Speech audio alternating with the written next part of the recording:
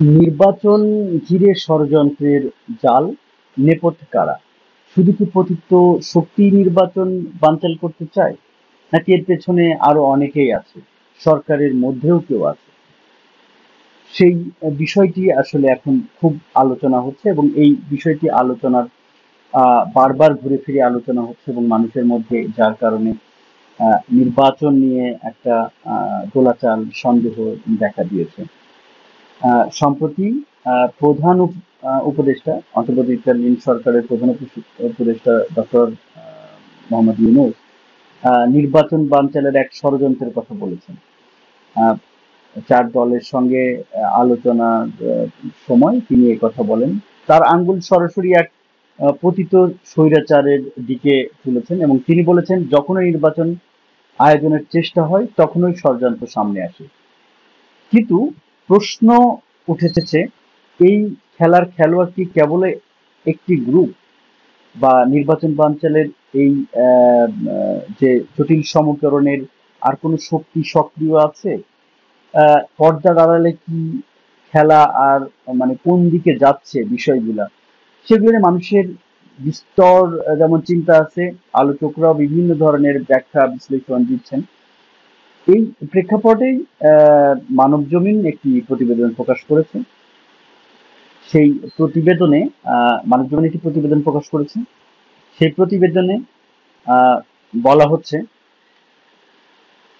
সরকার প্রধান ডক্টর মোহাম্মদ ইউনূস নির্বাচন বানচালে ষড়যন্ত্রের গন্ধ পাচ্ছেন। বলছেন, যখনই নির্বাচন আয়োজনের চেষ্টা চলছে তখনই নানা ষড়যন্ত্র সামনে আসে। তিনি এর জন্য সরাসরি দায়ী করেছেন পতিত স্বৈরাচারী শক্তিকে।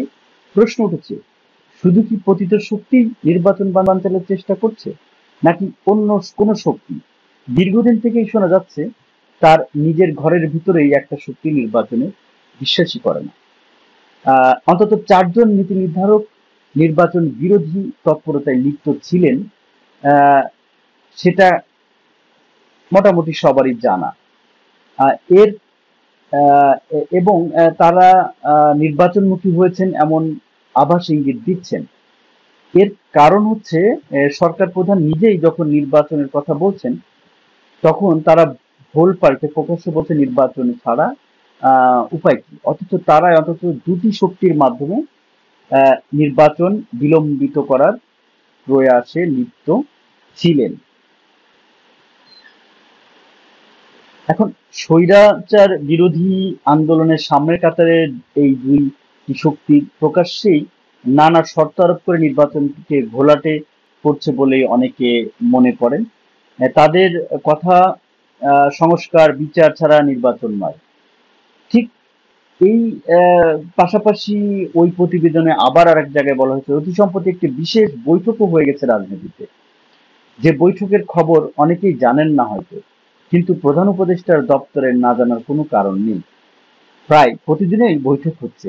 এটা এখন আর গুজব নয়, ভূ রাজনীতির খেলাও যে চটজলদি নির্বাচনের পক্ষে নয়, তা এখন আর বলার অপেক্ষা রাখে না। সব মিলে নির্বাচন অনিশ্চিত, এটা সবাই বলছেন।